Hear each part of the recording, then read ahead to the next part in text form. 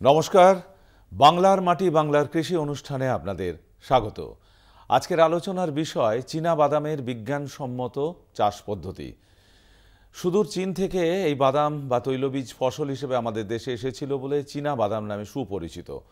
বাদামের একদিকে যেমন মুখরোচক খাদ্য হিসাবে এর বিপুল চাহিদা, তেমনি খাদ্য সুস্বাদু করতেও এর জুড়ি মেলা ভার। আর পাশাপাশি স্বাস্থ্য সুরক্ষায় ভোজ্য তেল হিসাবেও এর চাহিদা দিন দিন বেড়ে চলেছে। ফলে লাভজনক চাষ বলার অপেক্ষা রাখে না। কিন্তু আমাদের অন্যান্য রাজ্যের তুলনায় চাষ তেমনভাবে বিস্তার লাভ করেনি। বর্তমানে বিজ্ঞানী, বিশেষজ্ঞ, গবেষকের পরামর্শে এই চাষে একটা নতুন দিগন্ত উদ্ভাসিত হচ্ছে। আজকের আলোচনা সেই সমস্ত বিষয় নিয়ে আলোচনা আমরা করব। অবশ্যই আপনাদের প্রশ্নও সেখানে থাকবে। তার আগে আপনাদের সঙ্গে পরিচয় করে দিই আমাদের সঙ্গে আজকে স্টুডিওতে যারা উপস্থিত রয়েছেন। আমাদের সঙ্গে স্টুডিওতে উপস্থিত রয়েছেন দেগঙ্গা ব্লক থেকে, উত্তর 24 পরগনা থেকে ডক্টর সুপ্রতীক ঘোষ, সহ কৃষি অধিকর্তা। নমস্কার, স্বাগত আপনাকে। আর আছেন হাবড়া 1 নম্বর ব্লক, উত্তর 24 পরগনা থেকে সহ কৃষি অধিকর্তা কুসুম কমল মজুমদার। নমস্কার, স্বাগত আপনাকেও। আর প্রিয় দর্শক বন্ধু, আপনারা তো আছেনই, আপনাদের জন্য নাম্বার টিভি স্ক্রিনে দেওয়া আছে। ওই নাম্বারে ফোন করে আজকের বিষয়ের ওপর প্রশ্ন রাখবেন। চলে আসছি সরাসরি আলোচনায়। ইউটিউবে আমাদের অনুষ্ঠান আপনারা দেখতে পাবেন। আমি প্রথমে কুসুম কমলবাবু আপনার কাছে যেটা জানতে চাইব যে অনেক চাষ তো আমাদের দেশে বিভিন্ন সবজি বা ফসলের হয়ে থাকে। তো এখন কেন চাষি বন্ধুরা এই বাদাম বা চীনা বাদামের চাষ করবেন? আসলে চীনা বাদাম আপনি বলেছেন আগে, চীন দেশ থেকে আগত একটি ফসল, যার অর্থনৈতিক গুরুত্ব যেমন রয়েছে, তার আর একটা জায়গা দিয়ে দেখতে গেলে আমরা যখন যারা কৃষির সম্প্রসারণে কাজ করি, তারা একটা জায়গা প্রচণ্ডভাবে লক্ষ্য করছি এখন মাটির স্বাস্থ্য। অর্থাৎ আমাদের শস্য পর্যায়ের মধ্যে এমন একটি ফসলের প্রয়োজন যে ফসলটা মাটির স্বাস্থ্যের পুনরুদ্ধার করবে এবং স্বল্প মেয়াদী এবং অতিরিক্ত লাভ দিয়ে যাবে, এবং যার জন্য জলের পরিমাণটা যথেষ্ট পরিমাণে কম প্রয়োজন। তো সেই কারণেই বাদাম তার একটা খুব দারুণ একটা ফসল। 90 থেকে 100 দিনের মধ্যে ফসলটা ম্যাচিওর করে যায় এবং চাষির ঘরে একটা যথেষ্ট লাভজনক একটা টাকা চাষির ঘরে প্রবেশ করে আর কি। ফলে বাদামকে বেছে নেওয়া যেতেই পারে শস্য পর্যায়ের মধ্যে। এবং বাদামের যে বড় গুণ আছে মাটির স্বাস্থ্য পুনরুদ্ধারে, বাদামের কিন্তু একটা বড় ভূমিকা আছে, কারণ বাদাম একটা শিম্বগোত্রীয় উদ্ভিদ। ডক্টর ঘোষ, আপনার কাছে আসবো। যেটা কুসুম কমলবাবু যেটা বললেন যে মাটি একটা গুরুত্বপূর্ণ তার ভূমিকা রয়েছে, এবং সেই সঙ্গে জল হাওয়া আমাদের রাজ্যের এবং দেশের বা সারা বিশ্বেতে একটা আবহাওয়ার পরিবর্তনও ঘটেছে। এক্ষেত্রে এই বাদাম চাষের ক্ষেত্রে কীরকম জল হাওয়া এবং মাটির প্রয়োজন আছে বলে আপনি মনে করেন? বাদাম একটা গরম প্রধান অঞ্চলের ফসল। আমাদের রাজ্যে বাদাম 3টে সিজনেই করা হয়, অর্থাৎ রবি খণ্ডে, প্রাক-খরিফ খণ্ডে এবং খরিফ খণ্ডে। কিন্তু বাদাম চাষের জন্য মুখ্যত যে টেম্পারেচারের রেঞ্জটা দরকার সেটা 21 থেকে 26 ডিগ্রি, এবং বাদামের অঙ্কুরোদ্গমের জন্য 19 ডিগ্রির মতো সয়েল টেম্পারেচার দরকার হয়। আর সেই কারণেই বাদাম সারা বছর করা যায়। সাধারণত ভারতবর্ষের যেই অঞ্চলে বৃষ্টিপাতের পরিমাণ কম হয়, যেখানকার মাটি বাদামকে সাপোর্ট করে, যেই মাটির বিষয়ে আমরা পরে আসছি, সেই অঞ্চলে বাদাম সারা বছরই চাষ করা চলে। আচ্ছা, কুসুম কমলবাবু, আপনার কাছে যেটা জানবো যে আমাদের তো একটা নির্দিষ্ট সময় অন্তর এক একটা চাষ হয়ে থাকে, রবি মরশুমে, খরিফ মরশুম, প্রাক খরিফের কথা। তো এই বাদাম চাষের ক্ষেত্রে ঠিক কোন সময়টা উপযুক্ত বলে আপনি মনে করেন? আমরা বাংলার কৃষিতে যেটা দেখি যে আমাদের মূলত 3টি সিজন আর কি। আগে তো 2টো সিজন ছিল, বোরো এবং আমন, বা রবি শস্য এবং খারিফ শস্য। এখন প্রাক খারিফ সিজনটাকেও যদি ধরা হয়, অর্থাৎ রবি এবং খারিফের মাঝামাঝি যে সময়টা আর কি, পশ্চিমবঙ্গে সাধারণত যে বাদাম চাষ যে সমস্ত জেলাগুলোতে এখনো প্রচলিত আছে, তার মধ্যে পূর্ব মেদিনীপুর সবচেয়ে বেশি।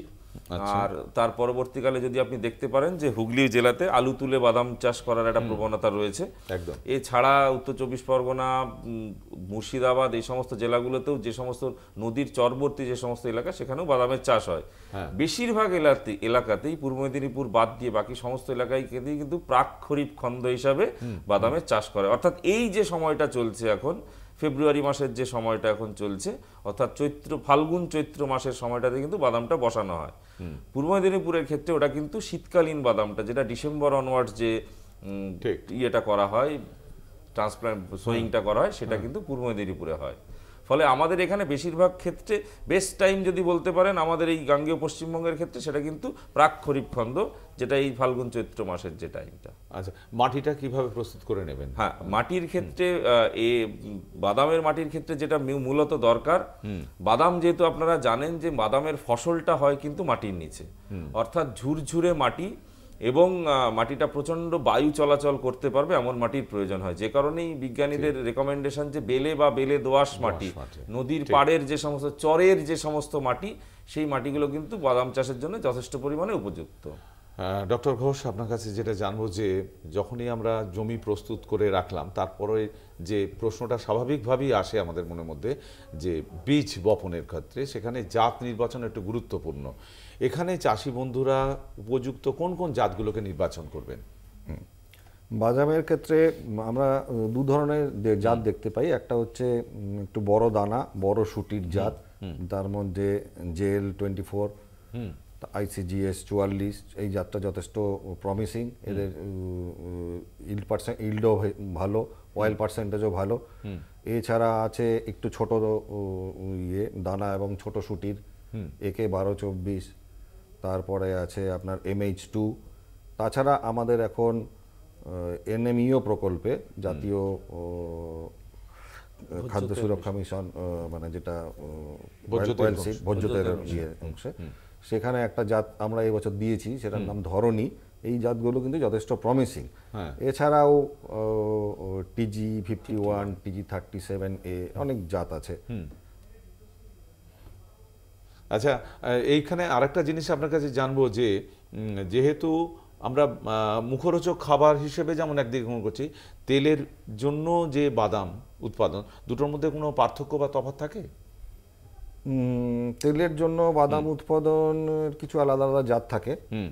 আর আমরা পশ্চিমবঙ্গে যেই জাতগুলো মূলত করি সেগুলো এই ধরনের, এই যে মুখরোচক খাবারের কথা যেগুলো বললেন, সেগুলোর জন্যই মূলত প্রস্তুত করা হয়। আচ্ছা, হ্যাঁ।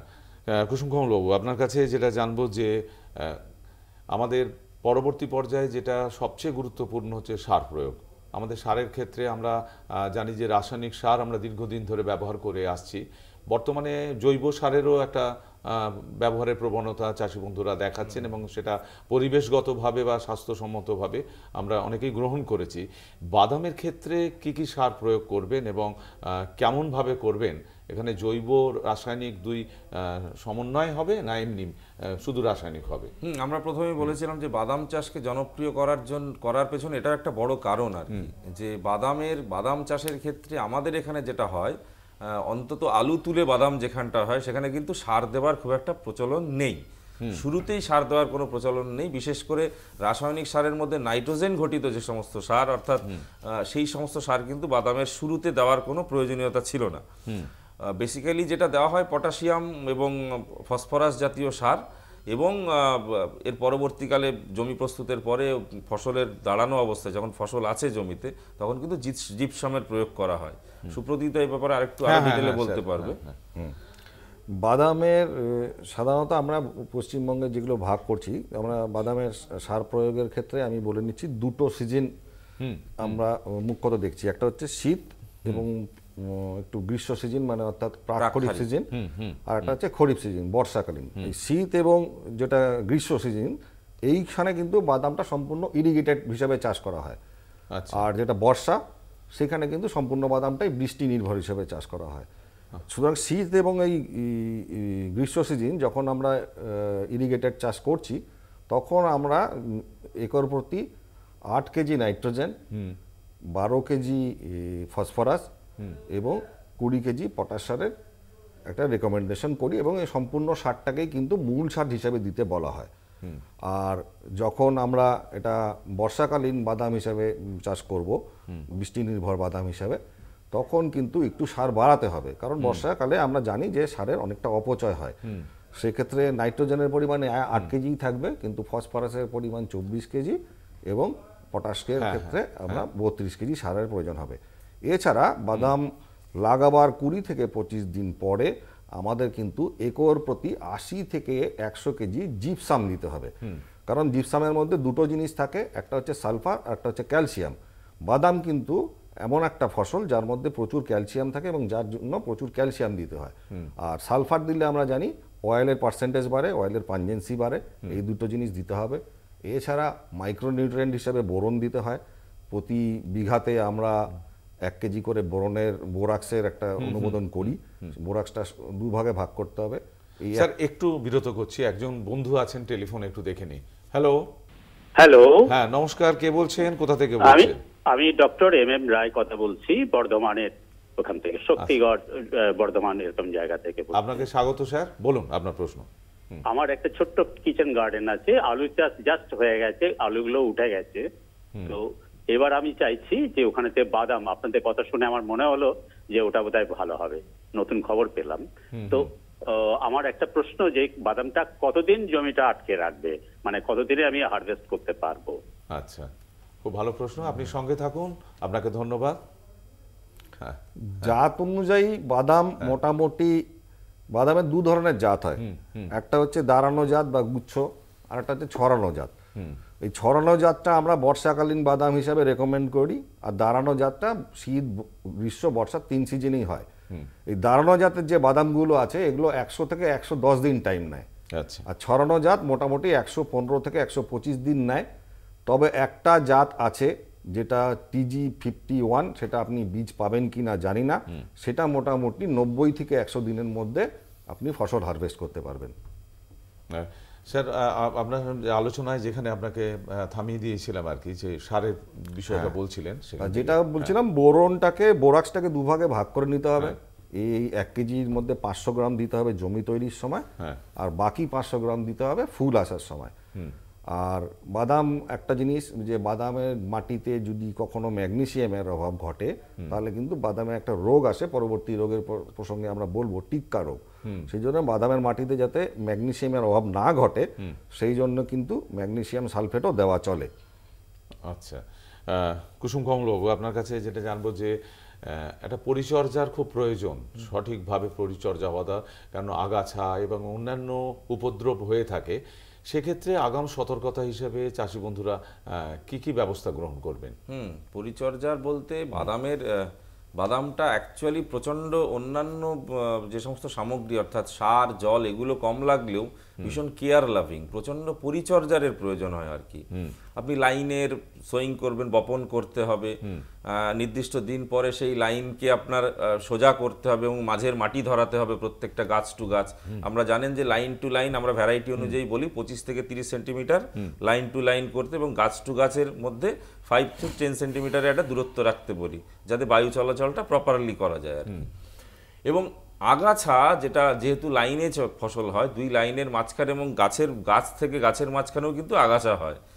আগাছা নিয়ন্ত্রণের জন্য আপনি কিন্তু আগাছানাশক ব্যবহার করতে পারেন, কিন্তু সেক্ষেত্রে একটা বিজ্ঞান ভিত্তিক একটা চিন্তা ভাবনা দরকার হবে, কারণ সব আগাছানাশক কিন্তু আপনি বাদামে প্রয়োগ করতে পারবেন না।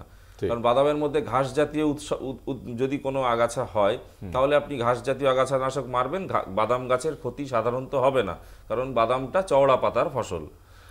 কিন্তু বাদামের মধ্যে যদি কোনো চওড়া পাতার আগাছা হয় সেক্ষেত্রে কিন্তু আপনি কোনো রকম আগাছানাশক প্রয়োগ করতে পারবেন না, সেখানে কিন্তু আপনার হাত নিড়ানি বা যন্ত্রের সাহায্যে বা লেবারের সাহায্যে আপনাকে নিড়ানিটা দিতে হবে। এছাড়া যেটা বলার দরকার যত্নের মধ্যে যেটা, কারণ আপনি মাথায় রাখবেন যে বাদামের ফুল হবার পরে বাদামের ফুল থেকে যে গর্ভদণ্ডটি সেটা কিন্তু মাটির নিচে প্রবেশ করে, বটের ঝুরি যেমন নামে, সেই বটের ঝুরির মতো মাটির নিচে প্রবেশ করে, সেখানেই খাদ্যটা জমায়, ওটাই ফল হয়, ওটাই বাদাম। তো ফলে মাটির নিচে প্রবেশ করার জন্য মাটিটা সবসময় ঝুরঝুরে এবং তাতে বায়ু চলাচল হওয়াটা ভীষণ প্রয়োজনীয় আর কি। মাটি যদি টাইট হয়ে যায় তাহলে কিন্তু এটা দণ্ডটা মাটির ভেতরে না প্রবেশ করতে পারলে কখনোই কিন্তু ভেতরে বাদামটা প্রপারলি শেপ নেবে না বা সাইজে আসবে। ফলে মাটি কোপানো বা মাটি ঝুরঝুরে রাখাটাও একটা ইম্পর্টেন্ট কাজ আর কি। এছাড়া আর একটা কথা আমি বলবো, সেটা হচ্ছে যখন ফুল আসে তখন, যখন অল্প অল্প ফুল আসে তখন এবং যখন সামান্য গুটি শুরু হয় আর কি, তখন এই দুটো সময়ে যদি আলফা ন্যাপথালিন অ্যাসিটিক অ্যাসিড এটাকে যদি প্রয়োগ করা যায় তাহলে বাদামের ফুলের সংখ্যা বাড়ে এবং দণ্ডের যে দণ্ডটা মাটির নিচে প্রবেশ করে সেই দণ্ডের কিন্তু আকার, আকৃতি এবং শক্তি বৃদ্ধি হয়। ফলে কি হয়, বাদামের ফলন কিন্তু ভালো হবে এবং বাদামের সাইজ ভালো হবে। আচ্ছা, এখানে আরেকটা প্রশ্ন আপনার কাছে রাখছি যে সেচ একটা তো গুরুত্বপূর্ণ বিষয় রয়েছে এখানে, যে গ্রীষ্মকালীন যদি চাষ হিসেবে হয় সেচটা কতটা, কিংবা অকাল বর্ষণেতে এর কোনো ক্ষতি হতে পারে কিনা, এটা যদি একটু বলেন। অকাল বর্ষণে সবসময় এই জাতীয় ফসলের ক্ষতি হয়, কারণ এরা জল খুব পছন্দ করে না। আর সেচের জন্য দুটো সেচ যদি অ্যাভেলেবেল হয়, বাদাম চাষটা যথেষ্ট পরিমাণে উঠে যেতে পারে। যদি আপনি যখন বাদাম বীজ বপন করেন তখন যদি জমিতে প্রপার পরিমাণে জো বা রস থাকে তাহলে সেই সেচটার প্রয়োজন হয় না। কিন্তু একটা ফুলের সময়, ফুল আসার সময় কিন্তু একটা সেচের প্রচন্ড প্রয়োজন, কারণ ফুল আসার সময় গাছের ম্যাক্সিমাম গ্রোথ এবং খাবার ইনটেক করার দরকার হয়, তখন একটা জলের প্রয়োজন হয়। এবং তৎপরবর্তীকালে যদি কখনো সেচ অ্যাভেলেবেল হয় তাহলে যখন ফরমেশন না হয়, পেগটা যখন ফরমেশন হয় তখন একটা সেচ দেওয়া যেতে পারে আর কি। আপনার কাছে রোগ পোকা নিয়ে আসবো, তার আগে একটু জানতে চাইবো আমার ডক্টর ঘোষের কাছ থেকে যে শোধন তো প্রয়োজন আছে বীজের, কেননা prevention is better than cure. সেখানে যদি আমরা রোগ পোকাকে আক্রমণ থেকে রক্ষা করতে হয়, সুরক্ষিত রাখতে যাই, তাহলে কিভাবে শোধন চাষি বন্ধুরা করবেন? একদম, আমরা যেটা বলি যে আগে বীজ শোধন, পরে বীজ বপন। বীজ শোধন হচ্ছে টিকাকরণের মতো, অর্থাৎ বীজ শোধন করে দিলে পরবর্তীকালে সেই রোগটা বা সেই পোকাটা মূল জমিতে আসবে না, তখন কিন্তু খরচাটাও অনেক কমে যাবে, পেস্টিসাইডের লোডটাও অনেক কমবে। ঠিক। সুতরাং বাদামের বীজ শোধন আমরা দুভাবে করব বা দুভাবে করতে পারি। একটা হচ্ছে রাসায়নিক উপায়ে, আর একটা হচ্ছে জৈব উপায়। আমরা রাসায়নিক বীজ শোধক হিসাবে আমরা ম্যানকোজেব বা কার্বেন্ডাজিম 50%, ম্যানকোজেবের 3 গ্রাম প্রতি কেজি বীজের জন্য, কার্বেন্ডাজিমের 2 গ্রাম প্রতি কেজি বীজের জন্য দিয়ে সেই বীজটাকে শোধন করব। এবং এই রাসায়নিক যে ছত্রাকনাশক দিয়ে যে বীজ শোধন, এটা লাগানোর যত আগে করব তার এফিকেসি তত ভালো হবে। আর এর থেকে অন্তত 7 দিন গ্যাপ দিয়ে লাগানোর ঠিক আগ মুহূর্তে আমরা কিন্তু ট্রাইকোডার্মা ভিরিডি বা ট্রাইকোডার্মা হার্জিনিয়াম নামক এরকম কিছু ছত্রাকনাশক আছে, জৈব ছত্রাকনাশক, এগুলোকে প্রতি কেজি বীজের জন্য 4 গ্রাম হারে দিয়ে বীজ শোধন করব। এছাড়া বাদামের আরেকটা জিনিস আমাদের বলা দরকার, বাদাম যেহেতু সিম্বগোত্রীয় একটা তৈলবীজ ফসল, সেই জন্য বাদামের আমরা জানি সে করে একটা অর্বুদ বা গুটি ফরমেশন হয়, যেই গুটির মধ্যে কিছু ব্যাকটেরিয়া থাকে, যেই ব্যাকটেরিয়ারা বাতাসের নাইট্রোজেনকে জমিতে আবদ্ধ করে, অর্থাৎ বাদাম নিজের নাইট্রোজেন নিজে খানিকটা হলেও প্রস্তুত করতে পারে। এই ব্যাকটেরিয়া কালচার কিন্তু আমাদের বাদামের বীজের মধ্যে ইনকুলেট করা দরকার, অর্থাৎ এই ব্যাকটেরিয়া কালচার দিয়েও একটা সিড ট্রিটমেন্ট করতে হয়। আচ্ছা স্যার, ওই যে রাইজোমিয়াম কালচারের কথা যেটা বলা হয়, সেটা কি রাইজোমিয়াম কালচার? এখানে ব্র্যাডি রাইজোমিয়াম বলে একটা কালচারকে দিয়ে সিড ট্রিটমেন্ট করতে হয়। এক্ষেত্রে কিছুই না, 10% ঝোলা গুড় বা চিনির একটা সিরাপ তৈরি করতে হবে, অর্থাৎ 1 কেজি 1 লিটার জলে আপনি 100 গ্রাম চিনি বা ঝোলা গুড় দিয়ে একটা আঠালো পদার্থ তৈরি করতে হবে, তার মধ্যে 200 গ্রাম ব্র্যাডি রাইজোমিয়াম কালচার দিলে সেটা মোটামুটি 100 কেজি বাদাম বীজকে ইনোকুলেট করা যাবে। সেই ইনোকুলেশনটাও কিন্তু বাদামের বীজ শোধনের একটা অংশ। কিন্তু একটা জিনিস মনে রাখতে হবে যে রাসায়নিক বীজ শোধন যখন হবে তার থেকে অন্তত 7 থেকে 10 দিন পরে যে ছত্রাকনাশক, জৈব ছত্রাকনাশক দিয়ে হোক বা ব্যাকটেরিয়াল কালচার দিয়ে হোক, সেগুলোর মধ্যে কিন্তু এই ডিফারেন্সটা রাখতে হবে। আচ্ছা, যত প্রিকশন নিই না কেন এবং তার আগাম প্রস্তুতি থাকুক না কেন, রোগ বা পোকার আক্রমণ তো থাকবেই। সেখানে কি কি ধরনের রোগ পোকার আক্রমণ হবে তার আগে যদি একটু বলে দেন যে বীজ মানে জাতগুলো সংগ্রহ করবেন কোথা থেকে, চাষি বন্ধুরা যদি একটু বলে দেন। সাধারণত আমাদের ডক্টর ঘোষ যে জাতগুলোর কথা বললেন, সেই জাতগুলো এখন এনএমই অর্থাৎ national mission on edible oils, অর্থাৎ জাতীয় ভোজ্য তেল মিশনে আমাদের রাজ্য সরকারের যে কৃষি দপ্তরের বিভিন্ন ব্লকে কিন্তু এই ডেমনস্ট্রেশনগুলো চলছে। আচ্ছা, আমরা বহু কৃষককে কিন্তু এই বীজ বিনা মূল্যেই দেওয়া হয় এবং এখান থেকে বহু কৃষক এটা সংগ্রহ করে থাকেন। TG51 যে বীজটার কথা বলেন যে 90 থেকে 100 দিনের মধ্যে ম্যাচিওর করে যায়, এটা কিন্তু বার্ক অর্থাৎ ভাবা অ্যাটমিক রিসার্চ সেন্টার যেটা, তাদের ভ্যারাইটি। ফলে ভীষণ প্রমিসিং ভ্যারাইটি, একটা প্রমিসিং জাত। এই বীজগুলো সাধারণ বাজারে আপনি ধরনী নামের একটি ভ্যারাইটি পেতে পারেন, TG51, ট্যাগ 24, AK 1224, এগুলো সাধারণ বাজারে পাবেন। তবে ম্যাক্সিমাম ক্ষেত্রে কৃষকদের ক্ষেত্রে যেটা বলবো, বাজারের বীজ যতই কিনবেন কিন্তু সেটা সার্টিফাইড বীজ, অর্থাৎ শংসিত বীজ কিনা, উপযুক্ত শংসিত মানে বীজ দপ্তরের বা কৃষি দপ্তরের শংসাপত্র তার সঙ্গে লেগে আছে কিনা, এটা কিন্তু লক্ষ্য করতে হবে। ফলে বীজগুলো কিন্তু দপ্তর অথবা সাধারণ বাজারে পাওয়া যাচ্ছে এখন। আচ্ছা, রোগ পোকার কথাটা বলছিলাম আপনার কাছে, যেটা কি কি ধরনের রোগের আক্রমণ হতে পারে বা কি কি পোকার আক্রমণ হতে পারে এবং তার প্রতিকার? বাদামে যত ইন্টেন্সিভ কাল্টিভেশন বা যত যত্ন করে চাষ করা হয় যে কোনো ফসলে, তার রোগ পোকার পরিমাণটা বেশি হবে। এবং বাদামের ক্ষেত্রে যেটা মেন রোগ যেটা বলা হয়, দাদা কোনো এক সময় বলছিলেন যে ম্যাগনেসিয়ামের ঘাটতির জন্য টিক্কা রোগের প্রাদুর্ভাব বাড়তে পারে। সেটা টিক্কা রোগটা সাধারণত একটা ছত্রাক ঘটিত রোগ, খুব আর্লি অবস্থায় শুরুর দিকে, অর্থাৎ কচি পাতায় একটা হলুদ দাগ হবে, দাগ হওয়ার পথে পাতাটা জুড়ে দাগটা বাড়তে থাকবে। সেটা সার্কোস্পোরা অ্যারাচিডিকোলা বলে একটা ছত্রাক দ্বারা হয়। এর পরবর্তীকালে যেটা হয়, এই জাতীয় রোগটায় অনেক বেশি সংখ্যক পাতায় অনেক বেশি ছিট দাগের মতো ছোট ছোট ছোট ছোট ডট ডট ডট টোটাল পাতাটাকে বিনষ্ট করে ফেলে। ছবিতে যেরকম দেখা যাচ্ছে, হ্যাঁ। তো সেটা হচ্ছে সার্কোস্পোরা পার্সোনেটা। সেটা অনেক বেশি ডিভাস্টেটিং বা অনেক বেশি ক্ষতি হয়, প্রায় 24% পর্যন্ত ফলনের ক্ষতি হয়। এছাড়া যেটা দেখা যাচ্ছে সেটা রাস্ট, সেটা এক ধরনের মরিচা রোগ, সে রোগটাও বাদামের ক্ষেত্রে হয়ে থাকে। পশ্চিমবাংলা এই যে এটা হচ্ছে টিক্কা রোগ, এটা টিক্কার ছবি আমরা যেটা দেখাচ্ছি, সার্কোস্পোরা অ্যারাচিডিকোলার ছবি। তো পশ্চিমবাংলার ক্ষেত্রে যে রোগ দুটো সবচেয়ে, এটা হচ্ছে সার্কোস্পোরা পার্সোনেটা, এই যে আর্লি এবং এটা লেট। তো ডান দিকেরটার থেকেও বাঁ দিকেরটা অনেক বেশি ডিভাস্টেটিং, অনেক বেশি ক্ষতিকারক আর কি, কারণ টোটাল পাতাটাই যখন নষ্ট হয়ে যায়, সালোক সংশ্লেষের কিন্তু আর উপায় থাকে না গাছের ক্ষেত্রে। এর পরবর্তীকালে আরেকটা রোগ যেটা আমাদের গাঙ্গেয় সমভূমি যে অঞ্চলে বাদামের চাষগুলো হয়, সেখানে কিন্তু গোড়া পচা, অর্থাৎ স্ক্লেরোসিয়াম রুট রট বা ফুট রট বলা হয়, যেখানে মাটির সঙ্গে গাছের কাণ্ডটি স্পর্শ করেছে, একটা রুট অংশ একটা কাণ্ডের অংশ, যে বর্ডার লাইনে স্পর্শ করেছে সেই লাইন জুড়ে কিন্তু একটা ছত্রাকের আক্রমণ ঘটে, ওই কাণ্ডটা ওখান থেকে ক্ষয়ে যায় বা সরু হয়ে যায় এবং গাছটা অচিরেই কিন্তু হলুদ হয়ে বা ঢলে পড়ে মারা যায়। এবং পরবর্তীকালে আমরা লক্ষ্য করলে দেখতে পাবো ওই গাছের গোড়াতে সাদা সাদা ছত্রাকের স্ক্লেরোসিয়া বা দানা তৈরি হয়, রেণুগুলো তৈরি হয় আর কি। এই রোগগুলোকে প্রিভেন্ট করা বা হয়ে যাওয়ার পরে আটকানোর জন্য বিভিন্ন ধরনের পদ্ধতি আছে আর কি। সেটা সংক্ষেপে আমি বলি যে জৈব পদ্ধতি ট্রাইকোডার্মা হার্জিয়ানাম বা সিডোমোনাস ফ্লুরেসেন্স জৈব ছত্রাকনাশক ব্যবহার করা যেতে পারে।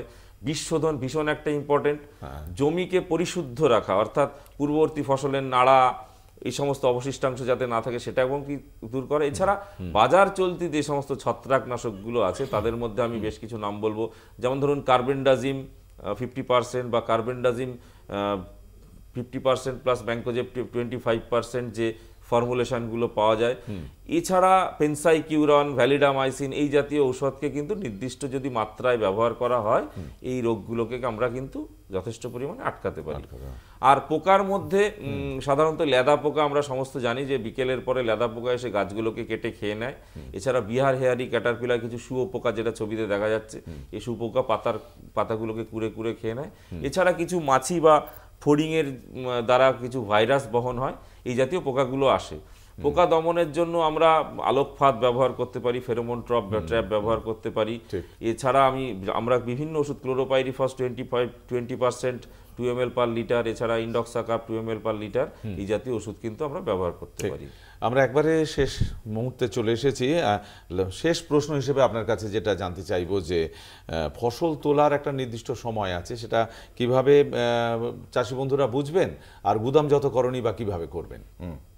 ফসল তোলাটা কিন্তু বাদাম পরিণত অবস্থাতেই তোলা উচিত, কখনোই অপরিণত বাদাম তোলা উচিত না। অপরিণত বাদাম তুললে এক হচ্ছে সেটা ফাঙ্গাল ডিজিজ দ্বারা আক্রান্ত হতে পারে, দ্বিতীয়ত বাদামের যে বীজ সেটা পরবর্তীকালে কিন্তু রসের অভাবে কুঁচকে যেতে পারে।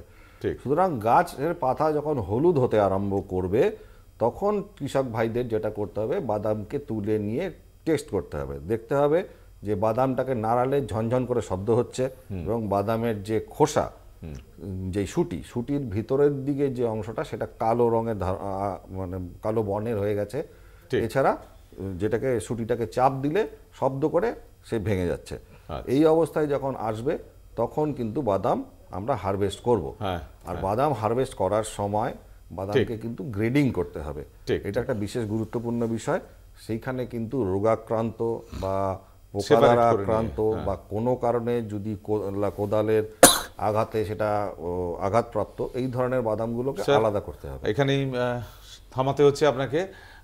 আর হাতে সময় নেই, স্টুডিওতে আসার জন্য আপনাদের দুজনকে অশেষ ধন্যবাদ এবং নমস্কার। সেই সঙ্গে দর্শক বন্ধুকে বলবো যে যেভাবে এনারা বললেন পরিচর্যার দিকটা মাথায় রেখে যদি চাষ করা যায় লাভজনক চাষ অবশ্যই হবে।